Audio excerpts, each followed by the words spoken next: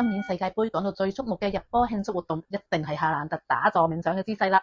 而佢都講到啊，靜觀練習喺佢面對巨大比賽壓力之下，都可以維持頂級表現嘅秘密武器喎。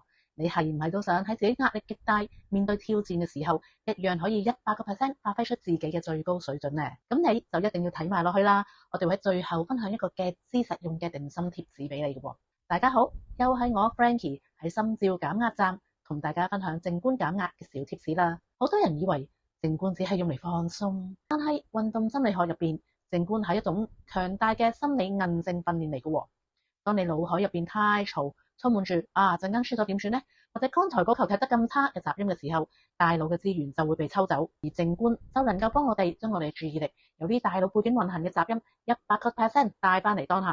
呢一種極致嘅清明啊，就係俾你進入心流狀態，做最精準決策嘅關鍵啦。平時如果做 presentation、見工或者應付繁重工作嘅時候，個腦入邊嘅雜音又搞到你唔能夠專心工作，不妨試下以下呢個3-2-1嘅定心法啦。第一，停一停，觀察身邊3樣睇到嘅事：梳化、公仔、仲缽。第二，感受2種身體嘅接觸感，例如腳掌踩響地面嘅感覺，又或者皮膚感受到風吹過嘅感覺。第三，再做一次深呼吸，將注意力由擔心未來拉翻嚟當下嘅感官，呢啲大腦就會即時重新清醒，發揮出你應有嘅水準噶啦。